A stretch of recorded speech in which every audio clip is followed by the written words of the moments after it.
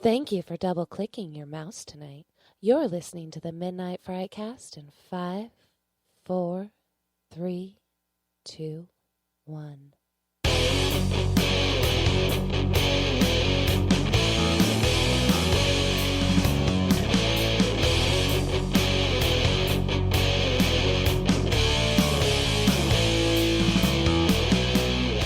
Hey everybody, and welcome to the Midnight Frightcast, episode number 28. How's it going, everybody? Good. Hey. Pan's Labyrinth was horror. No, it was not. It was horrific.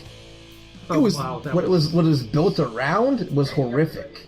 Now, see, as you can tell, we've already got a conversation going. We also have a laptop's volume going on over there.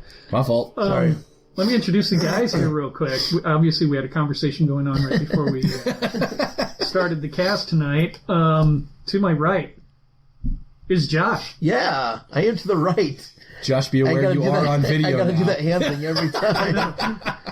And if we go to my left twice, or to my right twice, Or across the table. Or You can across say the table. yeah. we've got Greg the Movie Guy. Hey, what's going on? All right, so this is our cast prior to the Oscars. Yeah. We got some talking to do about some Oscar-worthy horror movies that we want to talk about. We got a trailer we want to talk about that we just watched, and that Yeah. trailer was for... The Strangers Pray at Night, or The Strangers 2. Which, do you want to read the, do you got the IMDb thing? You know, I don't have the IMDb up for that one. That's okay. So, We don't have to really... right. We don't have to read anything, I guess. Yeah. It's not a secret that The Strangers is like one of my all-time favorite horror films. I am a huge fan of that movie. Watching the trailer that we just watched, Yep. Greg said that he doesn't think it's going to live up to the original. That trailer's pretty... If the movie's half as good as that trailer, I think it's going to be badass. I can't wait. March 9th is when it's coming out. So 2 Fridays. Yep. And I don't know.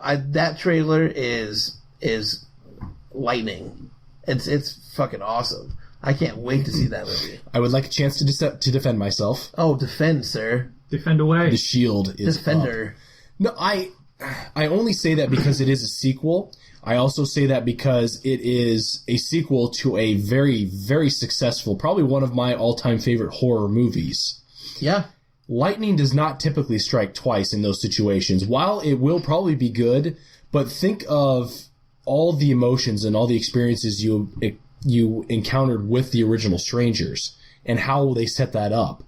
Now you're going into exactly the same movie expecting the exact same things, and they're probably going to give it to you because that's what the Strangers were built on.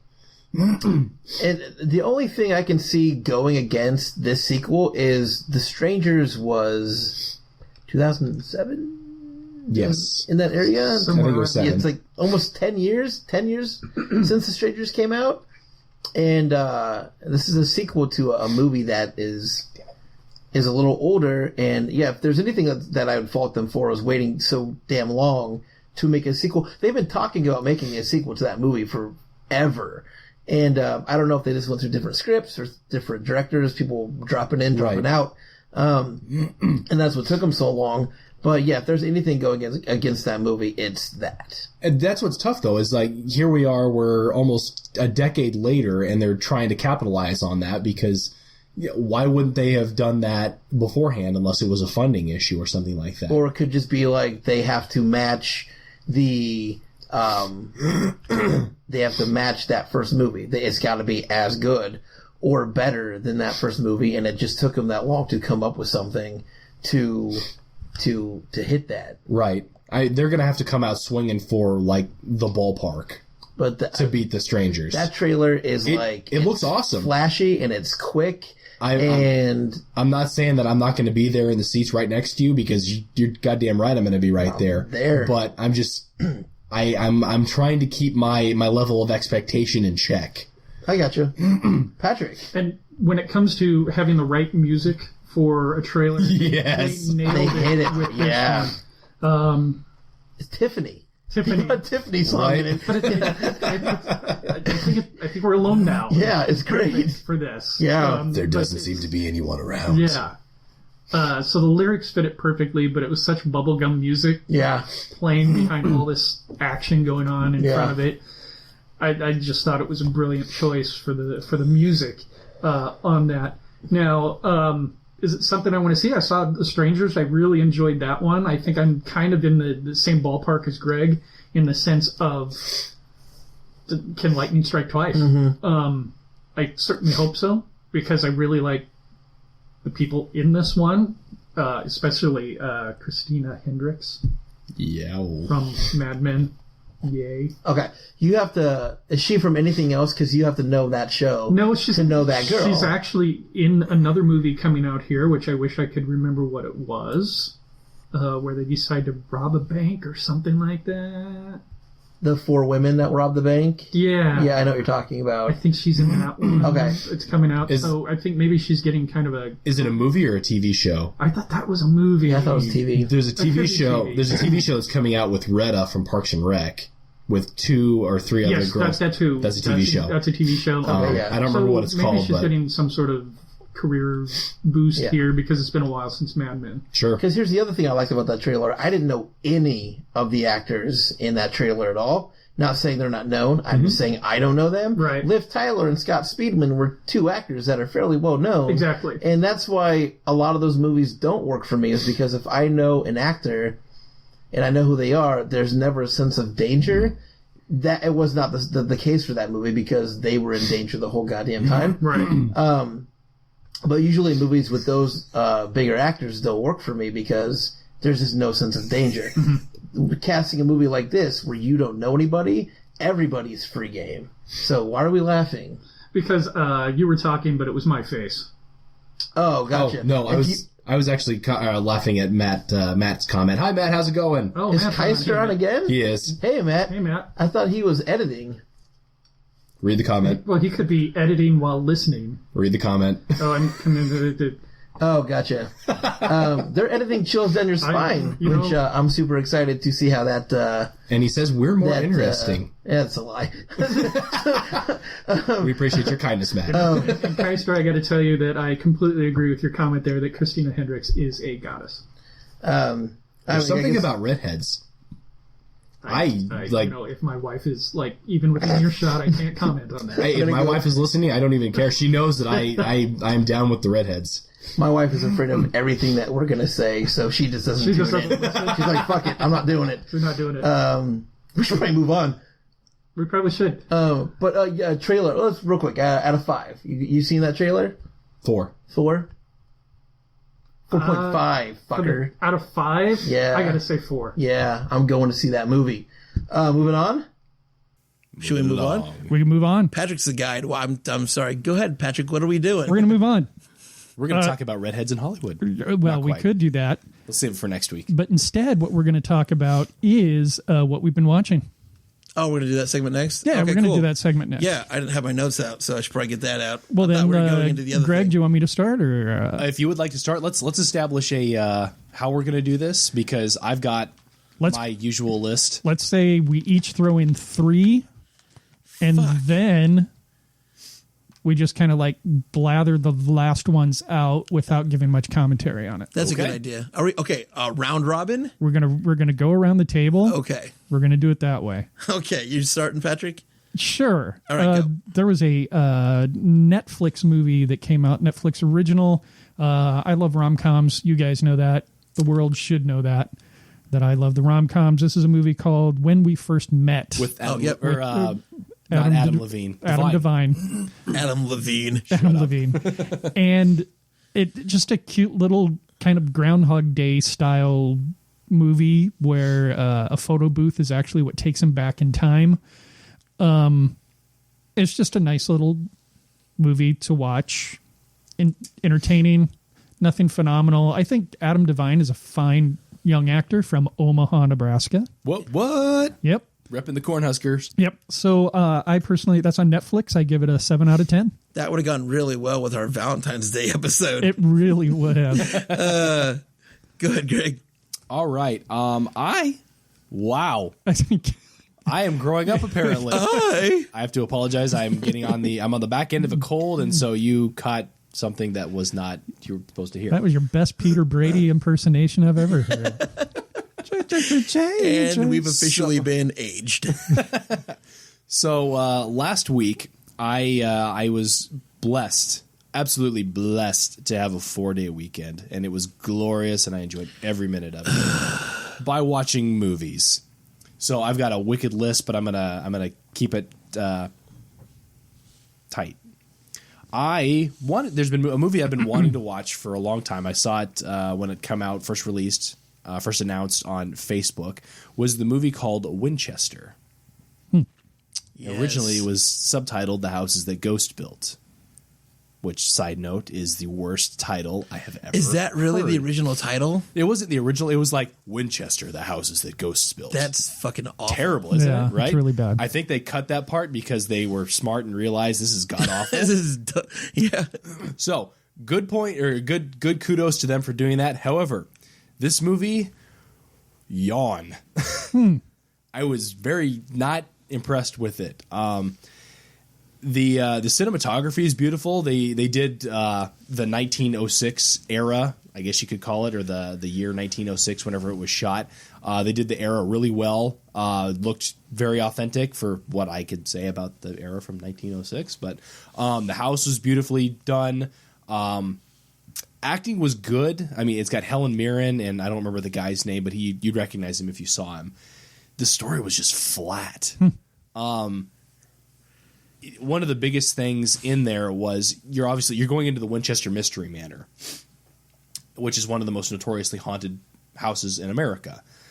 And you go in there knowing that, okay, this is haunted, and they're trying to solve this mystery on these ghosts. And without giving spoilers, it's like, okay, you're going to solve this one, but about the rest of them.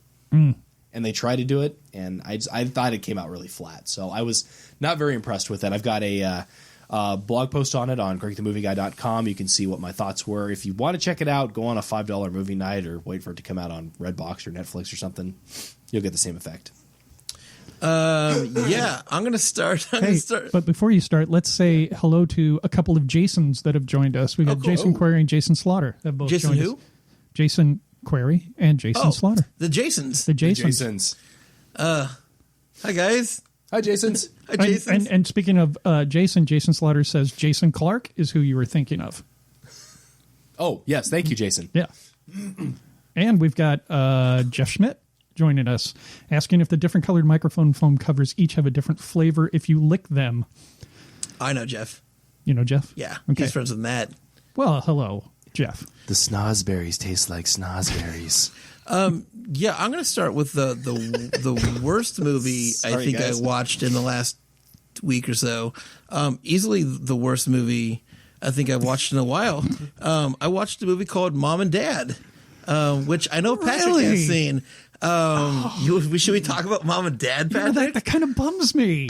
Why? That you didn't like it. You liked it? I enjoyed it. Oof. We could smash our head against the table all night on this movie. My question is, where did you guys watch it? Because I want to see it. Well, I will give it to you because I'm the dumbass that bought it. So that's fair. I will hand it to you next week, and you can watch Mom and Dad for free. I dare you to get through it.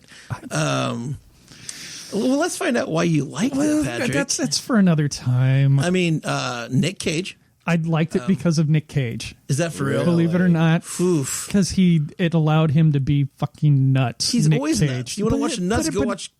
But in this one, it didn't feel out of place. I watched Mom and Dad. I called it. I hated it.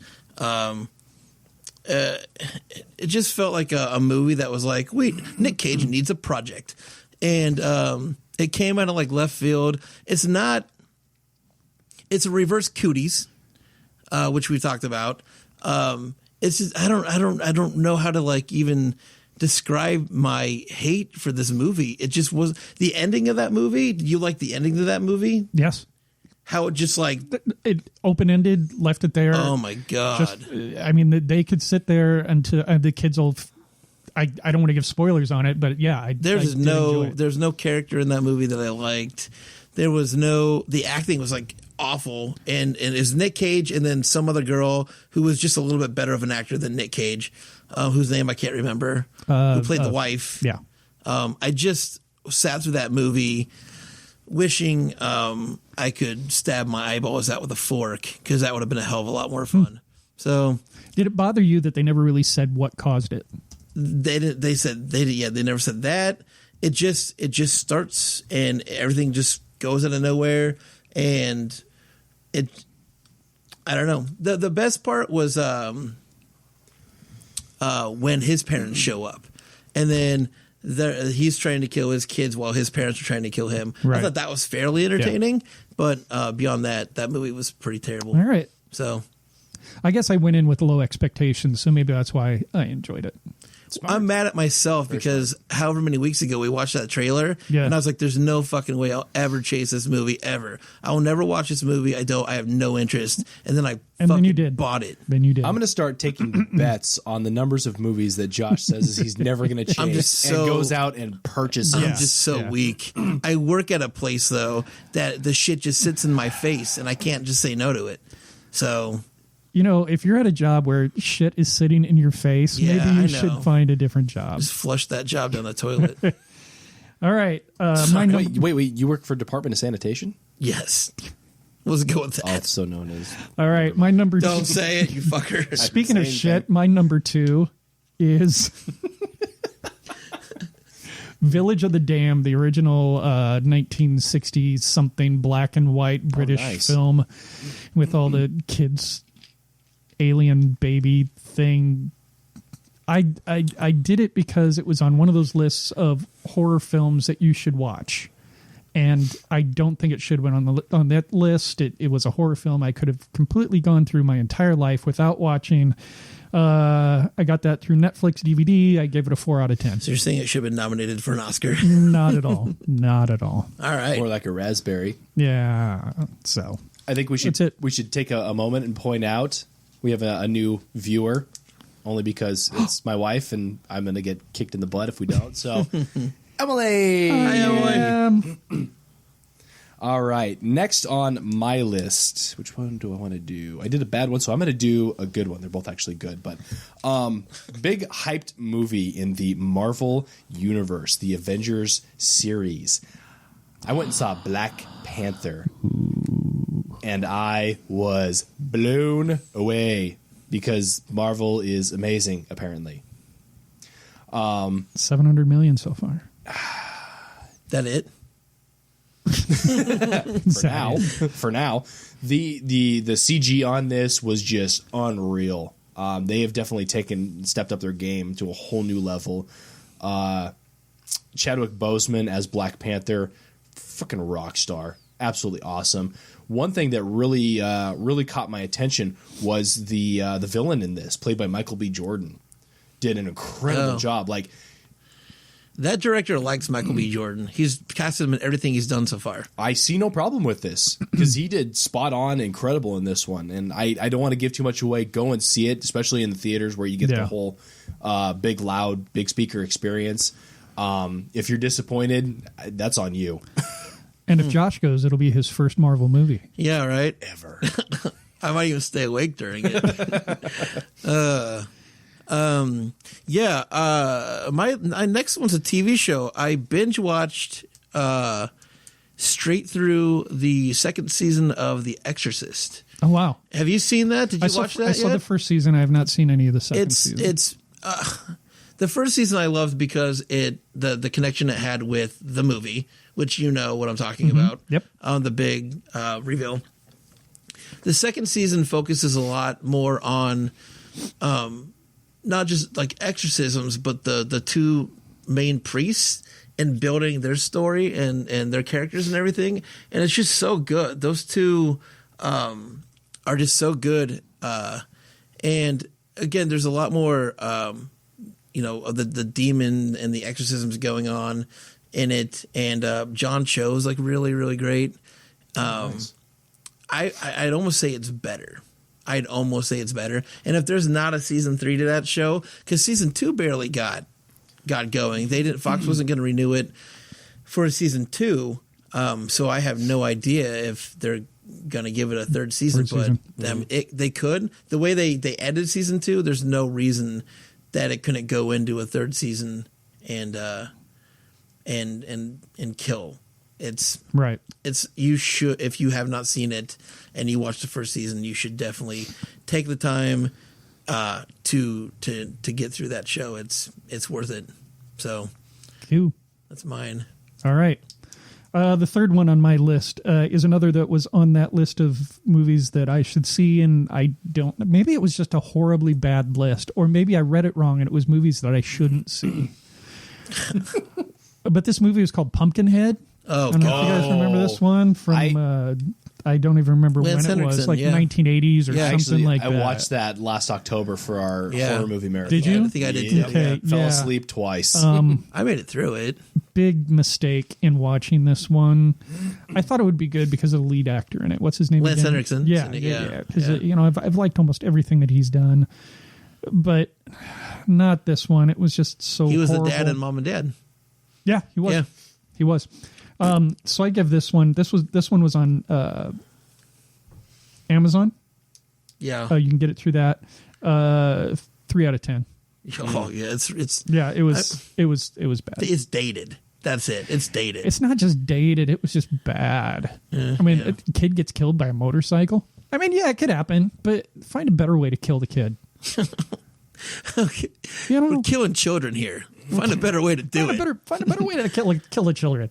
God, I have two. Oh, it's Greg's turn. Greg's turn. It is here. my turn. Don't pass me up. Sorry. Otherwise, I will drown you with my list. What?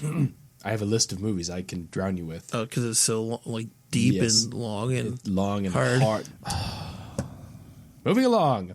On my Friday, where I watched 5 movies straight, which was awesome, I watched a movie that I've heard a lot of good things about, and I've been really intrigued, especially since it picked up a nomination for Best Screenplay at the Oscars.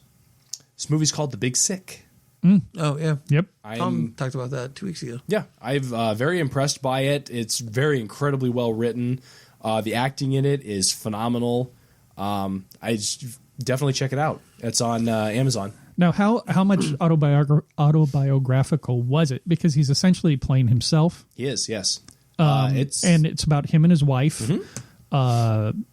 I too saw it and thought it was really, really well done. But then I saw criticisms because people were saying, "Oh, well, he's basically just writing about his life, how much creativity went into it, or anything like that." So, watch the movie because I don't know what else to say about it. And you want to talk about people with rejuvenated careers. Ray Romano has been doing a lot of movies lately as well, and he was really good in this one. Yeah, I definitely appreciated his role in there, and I loved Holly Hunter in there as well. Yeah.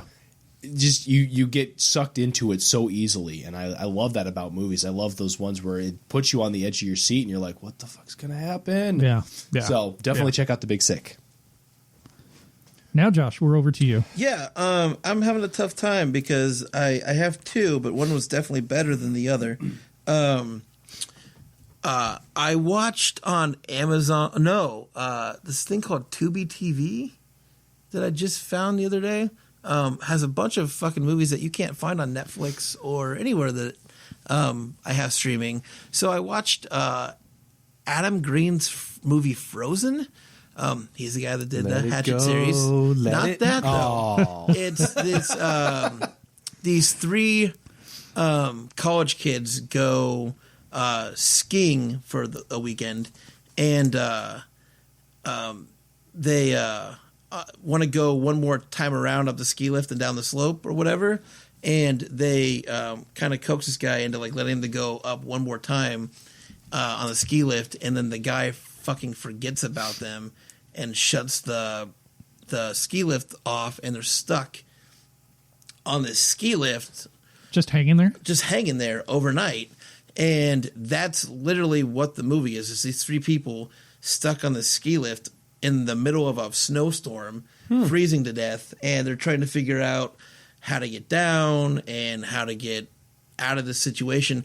It's another great example of minimal cast, like one location and just a great story, and the actors were great in it, and it's an easy, quick watch.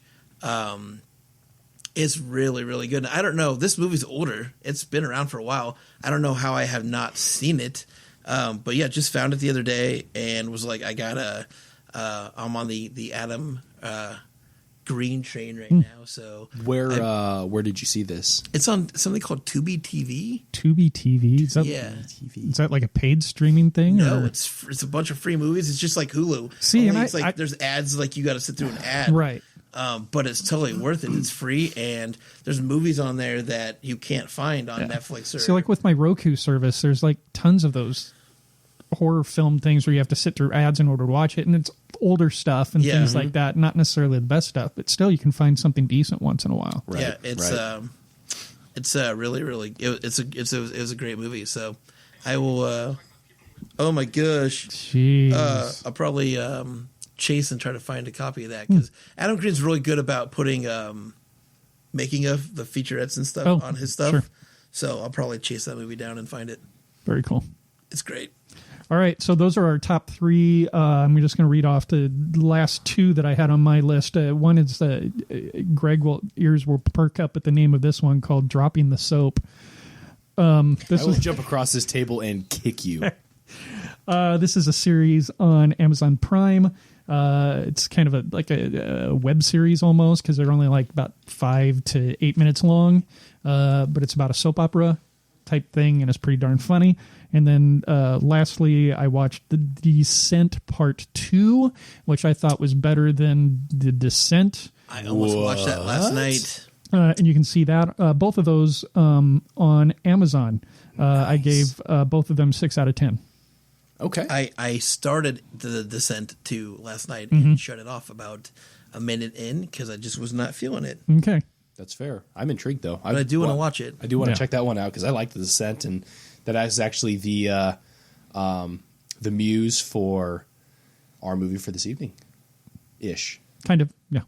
Yes. I only say that because Josh said if you like The Descent, you should watch. You should watch that. Yeah. So. Which I'm glad he did. All right. Your final list there. Let's take us home. Ish. All right. So I am looking for new TV shows to watch because apparently Netflix is taking away all of my TV shows, and it's really upsetting me. So I started watching The Punisher, which I'm very into. Very, very much how The Punisher should be. It's gruesome, it's graphic, and it's awesome. Absolutely love it. Started watching the show The Good Place. Ted Danson, Christian Bell. I love that show. That show is phenomenally hilarious. Yes. Absolutely awesome. Yes, and if you're not caught up with it, because I think they only have season 1 on Netflix, season 2 really takes it to another place? A very good place. Yeah. Oh, okay. Excellent. Yeah. I know I got M attached to that one, so we're definitely we're into that one. Using my words tonight. I came across this show that I've been wanting to check out, and I just haven't pulled the trigger on it. And one of my buddies was telling me about it this week before the weekend.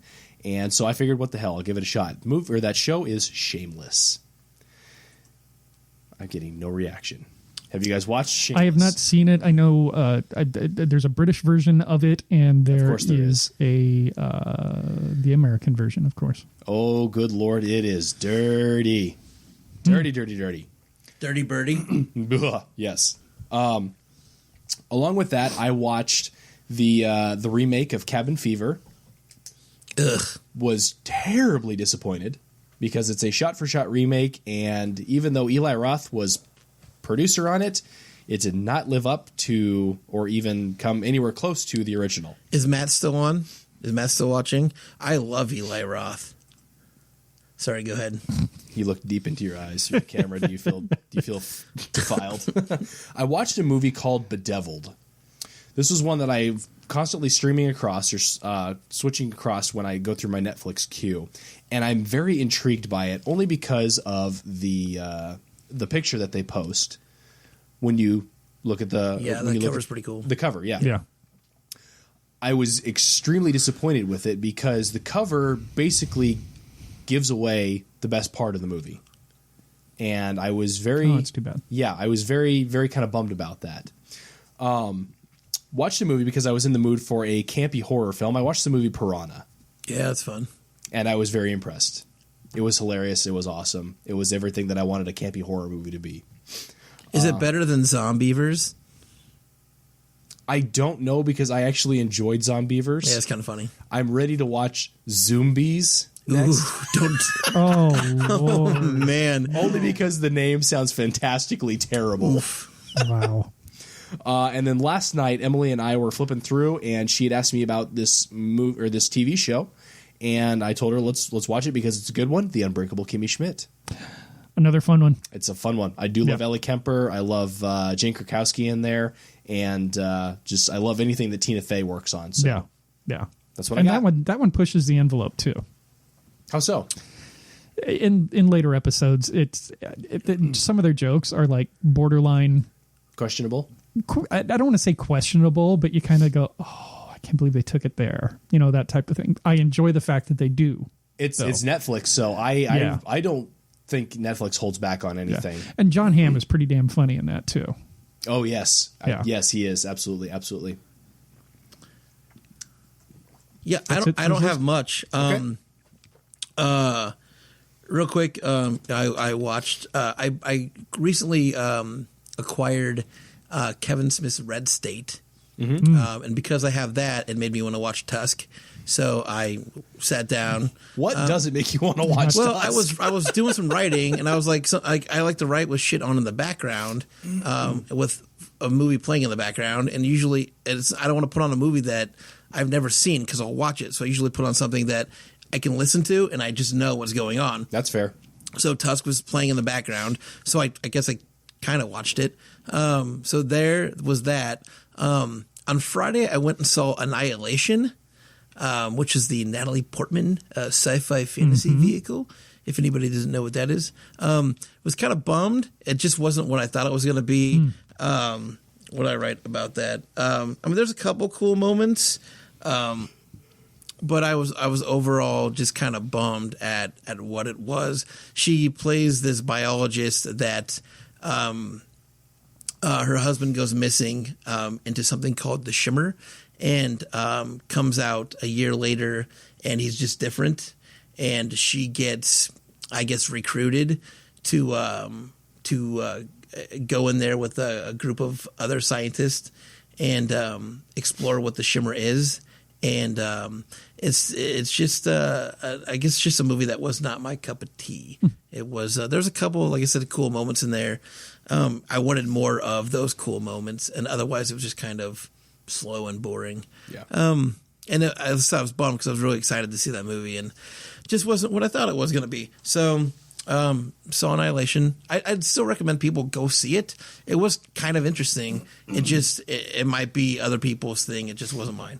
And then speaking of campy movies, I started The Descent 2 last night and just didn't want anything. I watched our movie for the night yesterday, so I didn't want anything. I was over the darkness. I didn't want anything too dark. I wanted something kind of campy. So I watched a movie called Scout's Guide to the Zombie Apocalypse. Yes. Up top. Yes, sir. Up top. It's not as good as Cooties, which is the second time I've mentioned Cooties in this podcast, but it's still a shit ton of fun. It's a lot of fun. It has those moments, and there's still that moment where they're jumping out the window onto the trampoline. That's the one that and the kid's holding on to the old man. I laughed. I've seen that movie so many times, and I sat there and laughed hysterically still at that part. And it's really like beyond painful to watch, but it's fucking funny. And just that. Go ahead, Greg. You know what I'm talking about, though, right? I know exactly what you're talking about. Yeah. I'm still kind of flabbergasted by your comment that Cooties is better than Scout's Guide. Yeah, I think it's way better. I think it's better. I agree with them, though. I think Cooties is better. I mean, it's close. The movies, I guess not way better. The movies as a whole, if you look at them, I just think Cooties is much more complete than Scout's Guide. There is that part also in Scout's Guide where the group of zombies is chasing them out of that police station, and the one cop gets caught in the fence. Yep. And the kid goes back. He's kind of zoned in, and then he starts to run, and he goes back. It's little things like that, though. Like, I'm just like, that was pretty funny. Yeah. So I just wanted the movie that I could kind of watch, but again, not watch last night, and that was my pick. I almost want to go head to head with you guys and do a debate on Cooties versus Scouts Guide. If anybody fucking watched this podcast, I'd say let's do a poll. If you've seen Scouts Guide and you've seen Cooties, which one was better? But that could be a topic for another podcast. Yeah, where we debate which one's better. I would like to do that because I think Scouts Guide is far better. Okay. All right. Maybe not far, but okay, it is better. Those movies are close. I just think Cooties was... Yeah. Okay. Yeah, so I know they're not on the same level, but on the same level of horror comedy, Cooties or Dale and Tucker versus Evil. See, Tucker and Dale versus Evil. My bad. Yeah. Let's switch Tucker them. and Dale versus Evil. As far as comedy wise goes, I Matt, would say you suck. What does he say? Matt said Cooties is better. Okay, but he's false. He's Matt wrong. never agrees with me on anything, so take that. And that I would say funnier wise or comedy, like more like comedy wise, Tucker and Dale versus Evil is better. Yeah. Okay. I would agree with that. Okay, I forgive you this time. All right. Scouts Guide is still better. So that kind of wraps up what we've been watching. So what we're going to do now is we're heading into the Oscars this upcoming weekend. I'm going to look like such an asshole during this And segment. Josh is going to look horrible during this section. I might not even participate. Because of the three of us, he's the one that didn't do his homework that I'm aware of. I feel like I'm in high school over. But we're going to spend about 8 minutes, because I'm looking at the time here. We're going to spend about 8 minutes talking about... Because The Walking Dick is on in 20 minutes and yes, you got to watch it. And I've got to watch that. But we're going to talk about Oscar-worthy horror movies or performances in a horror movie that, for some reason, they have been overlooked. Okay. Because there have been. And with the advent of Get Out being nominated for Best Movie, yes, and the lead actor being nominated for Best Actor, it's been a while, because I think Exorcist was one of the last ones that was nominated for Best Movie. That was a horror movie, and that was back in the 70s. I can tell you. And Greg's got it up on his laptop there, checking to see if there had been any others nominated for it. See, I'm looking at a list, and I can already tell you I would have mentioned a bunch of these, right? And just look like a real fucking idiot. 1973 was The Exorcist, right? And was that the last horror movie that was nominated for? For Best Movie? Not unless you count Jaws. I would argue you could count Jaws. I would have said Jaws. I didn't know, and there you go. Yeah. So then Jaws would have been the last one then. So, so I'm just gonna I'll go ahead and start with this. I'm just gonna throw out some movies that I thought could have been nominated for Best Movie. Could have been, starting with Interview with a Vampire in 1994. Let the Right One In, 2008. That's a good choice. Believe it or not, Blair Witch Project. And I know why it would never be, but I just thought it was a groundbreaking thing to happen. Yep. That maybe it could have been nominated for something, if not for Best Movie. Mm-hmm. And it sparked like a genre. Yeah. It really did. I know there was some found footage prior to that, but it really did that. The Shining, 1980. That didn't get nominated? Was not nominated. Wow. Psycho, 1960-something. Was nominated for something. It was nominated for something, but not for Best Movie. Not Best Movie, no. Right. It was Best Director, Best Supporting Actress. Yeah. I mean, it got cinematography, art direction. Psycho. I just said Psycho. The Omen, 1976. Alien, 1979. And Split, 2016. That's a good choice. Did it get a nomination, or you're listing ones that aren't getting nominated? These are ones that, as far as I know, have not been nominated. I should really be paying attention. I apologize. So there's no fucking way that got nominated for an Oscar. And those are the movies. I mean, I have a list of actors' performances and stuff like that as well, but I thought we'd touch on movies first. Okay, that's fair. Just kind of flipping through this list here, Silence of the Lambs was nominated Best Picture. It was nominated Best Picture. And won. In 91. Yep. So depending on where you count that, I have a hard time calling that a horror movie. It's way more drama thriller than it is horror. But with the I mean, there's cannibalistic tendencies, but I don't think there's enough to really like. I would consider, but then you couldn't consider Get Out as a horror then as well. And I really don't see. And I kind of put it on there, that horror thriller. It's on the fence. List. I would put it on the fence. Yeah. I would put Silence of the Lambs more thriller. Like if you're talking, what was the sequel? Hannibal. Was it Hannibal?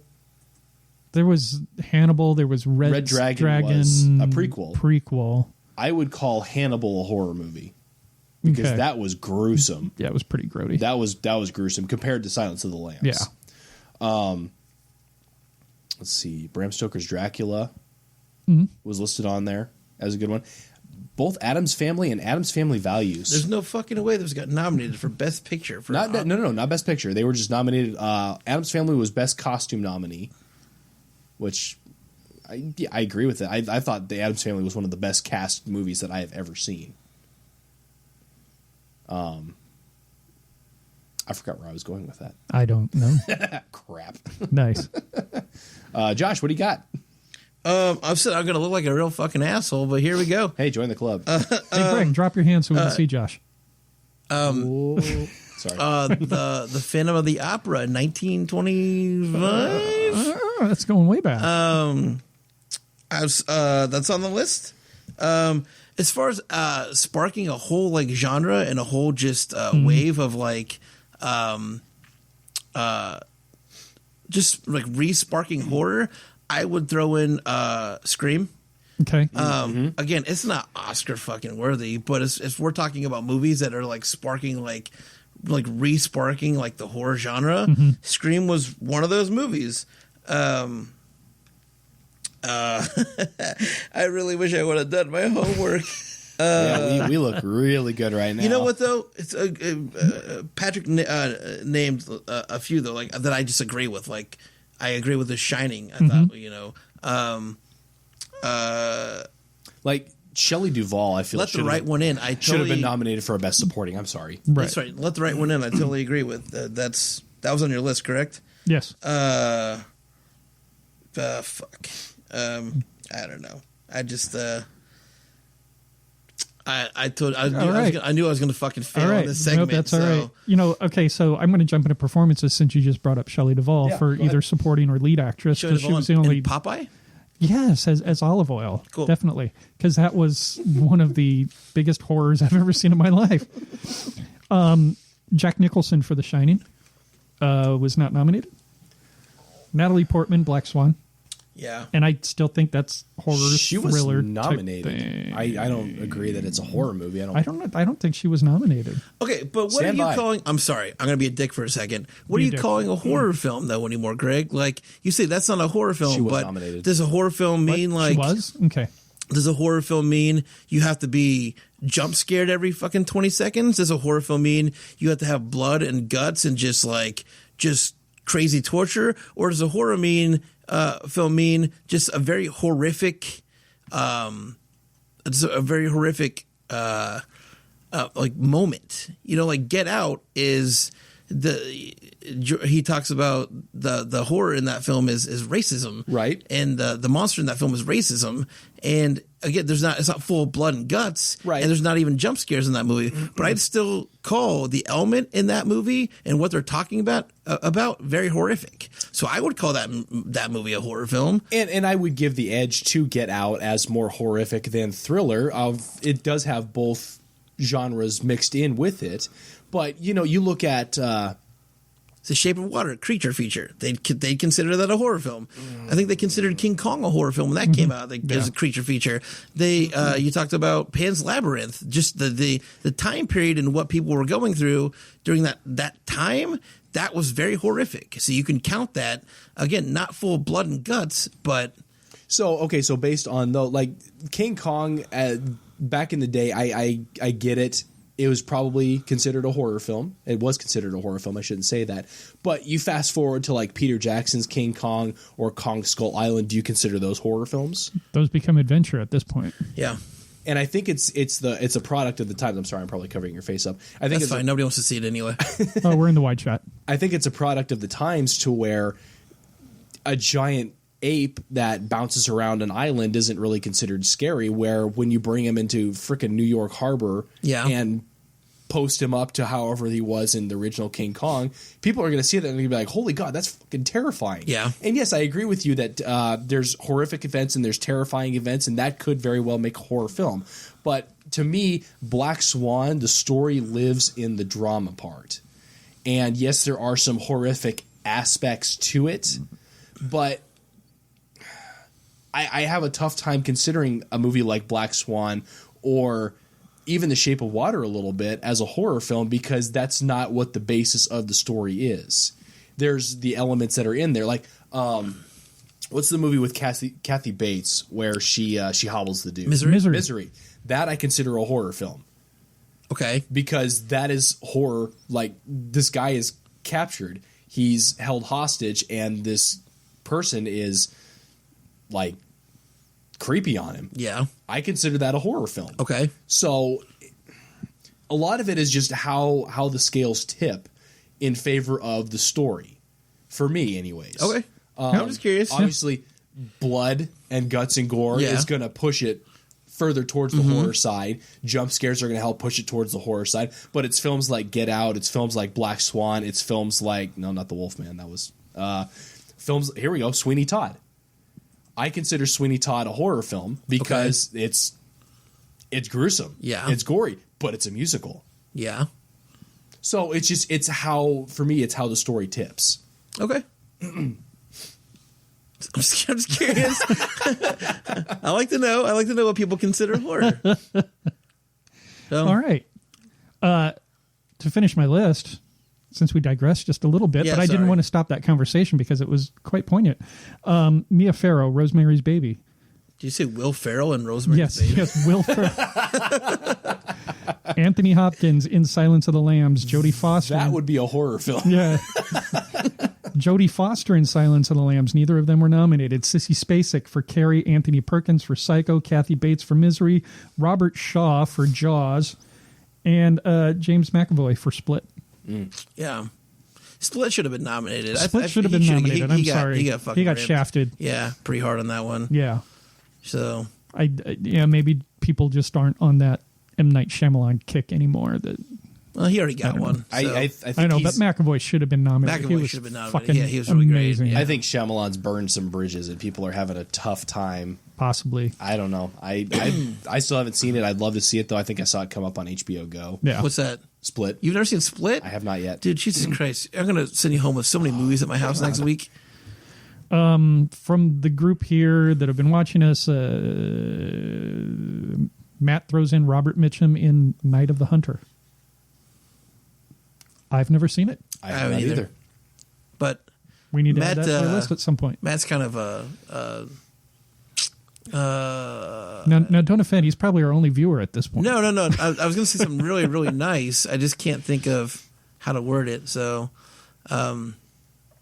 he watches a lot of the. I feel like he's more of a classic horror film watcher, and can tell you a lot of these older films that I've never seen because it's not what I chase. Mm-hmm. But yeah, he could probably name 1,000 movies that I have never fucking heard of. So he just face palmed. Did he? Yeah. Yeah. That sounds about right. All right. Does that end our segment? Does anybody else have? I got nothing. Anything else to add to the fact that Matt is still watching makes me go either his editing session right now is fucking incredibly boring, or we're just that entertaining. I'm gonna go with the first one. Is so boring. Just one last point of it. It's awesome to see a movie like Get Out nominated, especially for as many times as it was in this year's Oscars, because it does show that you can put horrific into a class of best movie. Sure. And it's awesome to be able to see that, because horror film feels like it's one of those genres that just it's kind of like, oh yeah, we know you're there, just keep doing whatever you're doing and keep people happy. And yeah, it's like the the ugly stepchild that's chained under the basement. Does anybody feel like Get Out was just thrown in there as we needed 10 Not at all. I don't think so. I really don't think so. Like, I mean, it's great. I'm just saying, I feel like it was one of those movies that was kind of shoved in there last minute to fill out a 10. Well, and I guess my issue is I haven't seen all of them yet, so in comparison to others, does it belong there? Does something else not belong there? Anything like that? I don't know. But for me personally, when I walked out of the theater, I said, this better fucking be nominated. Yeah. I got you. So there are, you go back and you look, since they've been doing the 9s, the 8s, the 10 nominations for Best Picture. They need to cut it back to 5 again. Exactly. You can definitely pick out the movies that are not supposed to be there. Yeah. And I don't remember what all's on the list this year, but this list has felt like it's one of the more accurate lists that actually need to be nominated. Shape of Water is about to get fucked anyway, because they're getting sued now. I saw that. I saw that they were being sued. Great timing. Yeah. Pickles. Well, I mean, that's what they do, don't they? They wait till they make a ton of money, and then they say, "Oh, okay, now it's worth taking the time to sue." Right. It's ridiculous. So. Sorry. Anyway. All right. Well, that takes us out of horror movies that should have been nominated or performances that should have been nominated. We have for 9 minutes to cover our feature, so you know Patrick what? can go watch The Walking Dead. I can rewind because I don't want to shortchange us on our next section, which happens to be the movie we decided to review this week. I think this one was Greg's choice. Greg actually picked a good one. Up top. High five. All right. High five. High five. One more time for the camera. High five. There you go. So all right. It didn't see our 3 fails. No, One more time for the camera was actually a movie made by Nate Kalum in Omaha, but just saying. Oh, I thought it was some sort of porn or something like that. No. Kind of. All right. Horror porn. Well, all right. So the movie that Greg chose was the 2014 movie As Above, So Below. Yeah. And that was below, not so below. Yeah. So blow. Yeah. So when a team of explorers ventures into the catacombs that lie beneath the streets of Paris, they uncover the dark secret that lies within the city of the dead. 6.2 on IMDb. I don't see a meta score for that one. And then on Rotten Tomatoes, it didn't do as well. 39% audience score and 26% tomato meter. Damn it, Greg. I stand by it. Yeah, No, but I mean, like IMDb, it did well. 6.2 is not bad. But these ratings on Rotten Tomatoes, not so good. Yeah. So who wants to start us off on this one? Well, maybe we should. Is this the first time view for you? I've seen it before, but I watched it again to refresh my memory. And for me, when I watched it again, it kind of took me out of it a little bit at one point because I noticed, hey, that's the guy from Superstore. Yep, that's the first thing I said, too, when I was watching that movie. Yeah, which I wouldn't have known last time because obviously Superstore wasn't around. Yeah. But this time through, there was a line said in the movie that made me connect it to something which I didn't connect it to before. When we met a couple weeks ago... it's when we were discussing our feature. Tom had said something in our thread about abandon all hope, ye who enter here. Yes. And he said something, he said, that's Dante's Inferno. Yeah, yeah. And I heard it here and I went, fuck. And it made me look at this movie completely differently because, yes, of course, it's about the 9 circles of hell, Dante's Inferno. So I ended up going from being taken out of it just a little bit to being completely reabsorbed back into it. Nice. So maybe we go with Greg and find out why he picked the movie he picked. You're on. Okay. Yeah, go, Greg. I want to make sure everybody had said their piece. As I had mentioned before, this was a recommendation from Mr. Joshua here after I had posted that I watched The Descent on our horror movie marathon back in October. I have been wanting to watch this. I was a little hesitant only because I knew it was a found footage film, and found footage films have basically scarred me for life at this point. I've seen maybe 2 good ones, and that's really about it. So I avoid them if I can. If I watch them, I take it with a grain of salt and realize that it's probably going to be a pile of garbage. I was very pleasantly pleased and surprised by As Above, So Below. I feel like they did everything correctly as far as a found footage movie should go, to where it wasn't like super shaky cam. You could actually make out what was going on with the films. They weren't like running all the time. It was very slow and very methodical and very tension building, I felt. And that was what I really appreciated about it, because it's like I had mentioned before, those stories that really kind of grip you and pull you into the movie that's going on. That's where it really gets good, essentially. And I was into this movie as soon as they went into the catacombs, or at least the sewers, I guess. Not the catacombs, or the sewers to get into the catacombs. Right. I appreciated the character interaction between each other. It didn't feel fake or forced. I felt a little bit of that in Houses October Built, and there was another found footage movie I was going to reference. Yeah, that other one. That other one, we'll go sure. with that. Okay.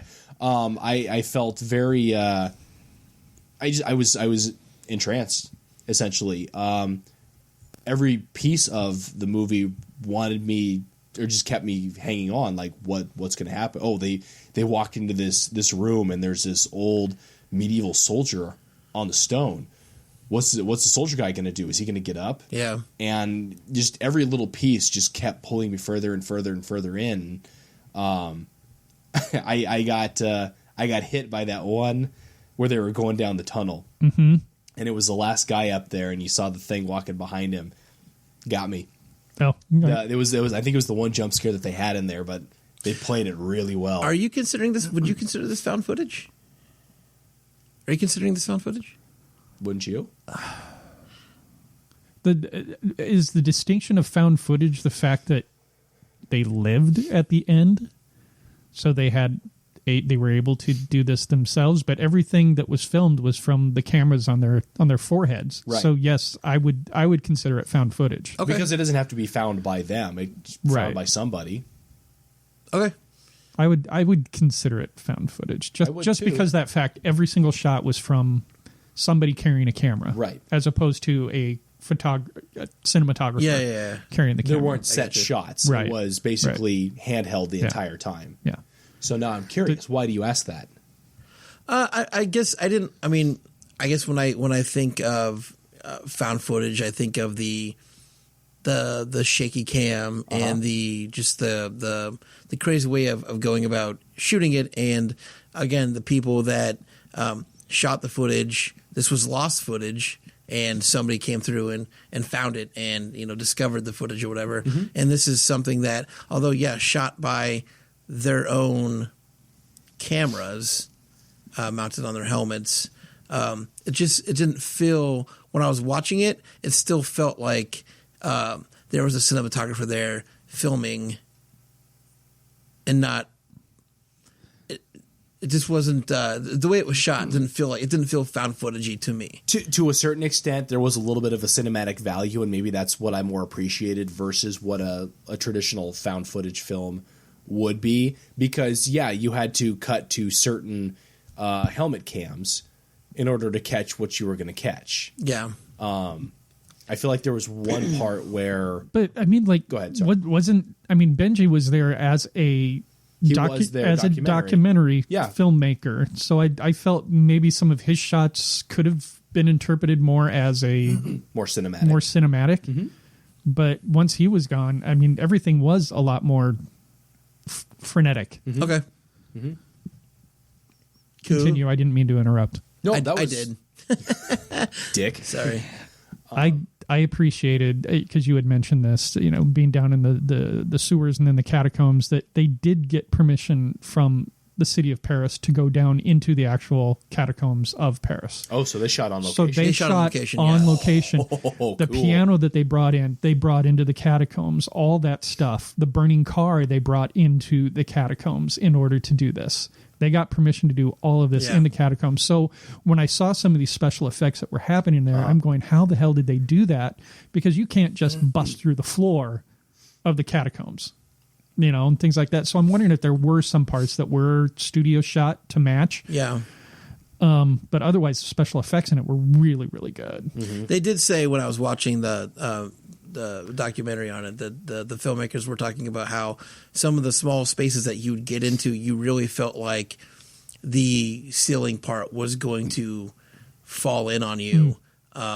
And that was like a serious threat that like they had to coax some of the actors just to get into some of these spaces because they weren't sure if they were going to be crawling back out. Well, and I had read that Ben Feldman, the guy from Superstore, George, he's actually claustrophobic, and there were times where he did have to sit down and calm himself before he could move on. Take a break. Yeah. Gotcha.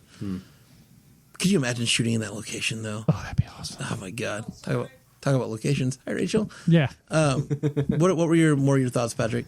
I was just going to say, it made me feel claustrophobic at times. And I'm not necessarily a claustrophobic person, but I guess when they're crawling through the bones and you've got this much space and stuff like that, that really got to me. But I love the touches with the things like the piano, the phone, the car, just those things that were in there that were very personal to each one of the characters, because they did have to tell their story within those levels of the circles of hell. And see, I didn't catch that. Well, it's been forever since I've read Dante's Inferno, and I think that's why I didn't catch it at first. I played the video game. I don't read or play video games. Nice. I played the video game. To me, it was a blend of The Descent, Blair Witch Project, and Indiana Jones. Okay, I can see that. Gotcha. Absolutely. I thought this was like the older brother of The Descent, which it was just like a little bit better than The Descent. Much better than The Descent. I love the mental head games that it played with you. The Descent was more of a gore fest. Yeah, gore fest. And this was more of a just as mentally. It was very methodic. Yeah, it wasn't jump scare like mental. It was just like the imagery and just like the tension was more there. I wrote notes. I just was ignoring them. The one thing I did question that took me out was when she went back for that stone and she did a trek in like 2 minutes, what took them 1,000,000 years the first time. And I was like, okay, she's running and she's like, first of all, I couldn't climb the fucking rope in gym class. And she's like going up that well. And she does it in like 10 seconds and she's running and she's getting through all these things that the first time around were just like terrifying. And then she goes back and to get that stone and you miss all that stuff. And then she runs back again and she does this like... I mean, he should have bled to death by that point. For real. Right, you would think. Yeah. So that was the only thing that kind of took me out was like this trek took 2 minutes and the first time it took forever. The one part that took me out, it was very early in the movie though, and he's interpreting Aramaic. Yeah. Okay. And he's looking at this on his iPad or whatever, his tablet, and he's reading Aramaic, and it comes out as a perfect rhyme in English. And it's like, no. You know, they had covered their bases on so many other things that they failed on that part. But that's the part that I thought was like, that's the stuff that I thought was really smart. That element of the movie, as far as like they have to, break down this language and to figure everything out. They set up the myth and the legend for it. Right. And that's like those little things that are just like, not everybody thinks about that stuff. Yeah. People just want to jump right into the scare stuff and the gore and everything. And these guys had those like tiny little details that they thought about before getting into all the other stuff. So, like I said, I have not watched this movie in a really long time. When Greg mentioned that he watched The Descent, I was like, oh, dude, if you like that, you should definitely check this out. But then I'm glad it gave me an excuse to go back and check it out myself. Yeah. So, yeah. I've got a couple more things, Yeah, go. Do it. But it's because I nerded out on this once I realized it was the whole Dante's Inferno thing. So I went through and kind of said, okay, they're on this level at this point, and how does this associate with what the level was? So the first level is Limbo, and that's when they met Latope. He's the guy that was kind of walking to the guy that they had left behind on some other excursion, and he thought he was dead and all this other stuff. Oh, okay, gotcha. Yep. So he's wandering around these catacombs by himself. So of course that's Limbo, just walking around with nothing. Yeah. Number 2 is Lust, and in the book, in Dante's Inferno story, there was a deafening sound of the vortex, and that's when that super loud horn went off that deafened them. They dropped down to the 3rd level, which was Gluttony, and you could hear all these growls and everything else. Well, in the 3rd level, in the book, Cerberus the dog, the demon dog, was there growling and stuff like that. So that matched pretty well. They went down another level to Greed, and that's when they made it into the room with the Philosopher's Stone. And they tried to get the treasure and all that other stuff, and of course they're punished for that. 5th level was Anger, which I couldn't quite line it up with anything. They dropped down to the 6th level, which is Heresy, and I couldn't quite line that up with anything. 7th level, Violence, and that's when Susie is violently killed by Latope, where he just beats her head. Yeah. 8th level, Fraud. That's when Benji is killed, and we see the woman with the baby. So that was never quite explained. Yeah. So I'm thinking maybe... Was that in the car? No. Or no, that was... Because there was... That's the next level. Oh, okay. Yeah, because he sees something before he falls. Yeah, I'm pretty sure it was a woman with a baby that he saw before he fell. Oh, was he the last one? Benji was down the well? Benji was the documentary guy. Okay. I'd have to go back and rewatch it. And he fell and smashed hard. Because there was the that was him. Right. The jump scare which caused him to fall. Right. Okay, no, I do remember what you're talking about. I'm sorry. Sure. Go ahead, continue. And I don't know what the story is there because he never talked about anything in his past where some of the other characters did. Right. So you can only make some assumption if it was Fraud that maybe, I don't know, something with him and some woman. But then the 9th level is Treachery, and that had to do with Papillon, with the burning car, because he said something to the guy, blah, blah, blah, blah, blah. And it was something about, like, it's not my fault, or that wasn't my fault. That wasn't my fault, et cetera, et cetera. And here's a little touch that, giving some trivia, is people that are doing this for profit, religious things and stuff for profit. They're called a certain thing. I can't remember the name, but they are punished by being turned upside down and the flames burning their feet. And then so they've got the flames in there with the burning car. And then when he gets sucked into the ground, only his feet are sticking up out of the ground. Oh, jeez. Okay. So, I mean, they took, and then also there was reference to Satan sitting on the throne, and there was that one guy all dressed in black sitting on the chair. So, yeah, I mean, I totally obviously. Yeah, clearly. But see, that's the nerded out on this. So to me, it's saying these are writers who took the time to be smart about what they're writing. And that's what makes it a great film, is because they took that time to be able to tell that story. Whereas, like, I was looking at some found footage films, Paranormal Activity.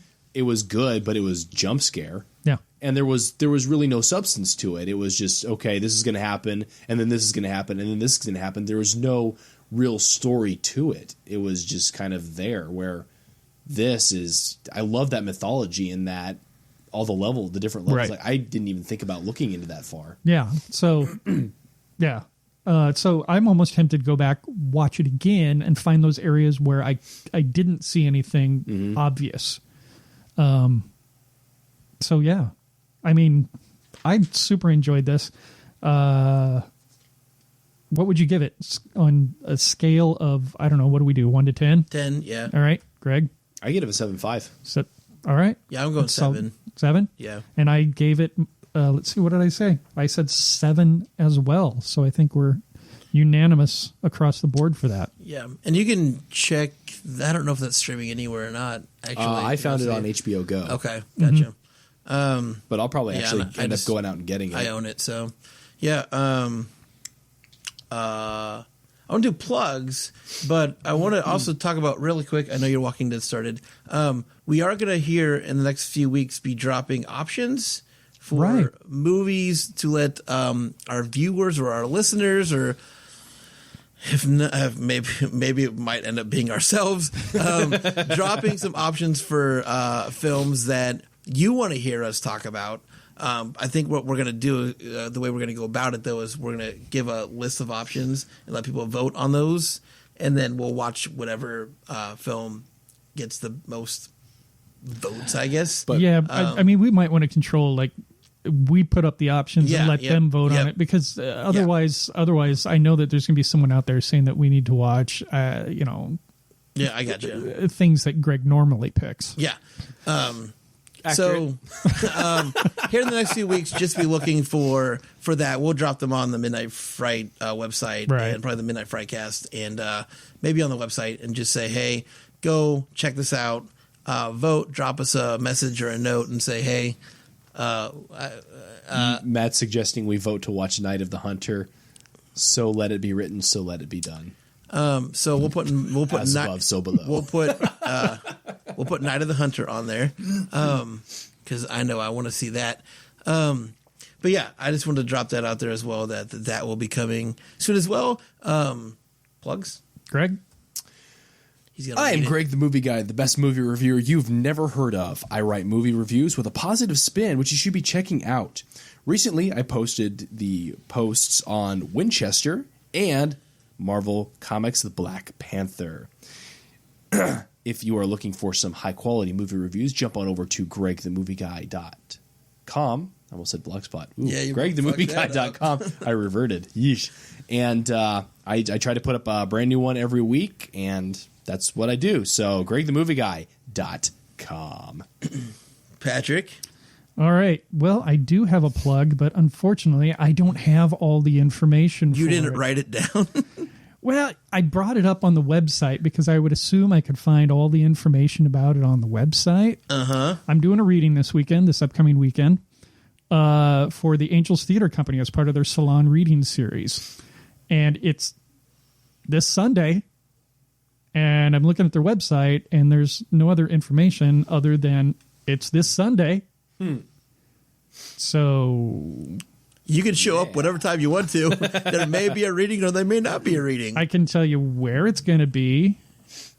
No, in fact, I can't even tell you where it's going to be because I don't know the name of the building. It's the old Coke building on Randolph or F Street or wherever that is, next to Lincoln High. So yeah. Cool. So go to a Lincoln High for a reading sometime. No, you can go to angelscompany.org, and there's a contact number on there. We are doing a reading of a play called Copenhagen, and it was the winner of the 2000 Tony Award for Best Play, and it's about the meeting of the German physicist Werner Heisenberg and Niels Bohr, and what is thought to have happened during that meeting shortly before the creation of the hydrogen bomb. So that, unfortunately, was my plug, since I don't have all of the information. Well, as always, you can check us out on Facebook at Midnight Fright Films. You can check us out on the Midnight Frightcast. Go to midnightfrightfilms.com. You find us on YouTube at Midnight Fright Films and on the Insta of Grams at Midnight Frights. I also want to start. It's February, so it's quite a ways away, but there's no better time than now to start plugging the Prairie Lights Film Festival, which will be in Grand Island at the Grand Theater October 12th, 13th, and 14th.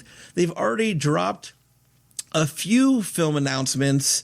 You can find them at Prairie Lights Film Festival on Facebook, and go check all that out.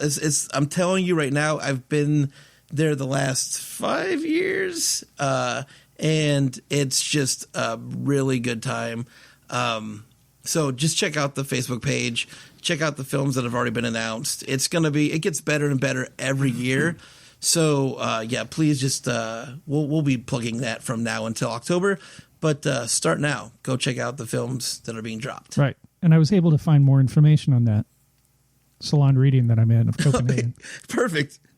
Sunday, February 4th, 2 o'clock at the Iron Trail Gallery. That is 643 South 25th Street, suite number 7. So there you go. That's that right there. Is that a ticket thing, Patrick, or is it show up? It is free. You show up, and I think they even supply cookies and Kool-Aid or something like that. And the cast... Someone told me there was going to be pie and Kool-Aid or something like that. Punch and pie. And you were talking about just the cast also, so it's a great cast. You and Dick Nielsen. Yeah, it's Dick Nielsen, myself, and Paula, and I'm trying to remember her name because I don't think she took Bob's name when she got married to him. Oops. It is Paula Ray. Cool. Yeah. And Bob Hall is pretty awesome, so you can check his stuff out. Yes. That's all I've got. Yeah. Wrap it up, Patrick. Do better than Greg and I. I don't know that I can do better than Greg or you. Greg or I. I'm already fucking it up. Just say bye. Just say bye. No, so that's it for us today with the Midnight Fright Cast. We'll be back in about 2 weeks because that's what we do about every 2 weeks. So have fun, enjoy the movies you're watching, and we'll catch you on the flip side. Watch the Oscar Snaps next week. Yes. Thanks for all who watched.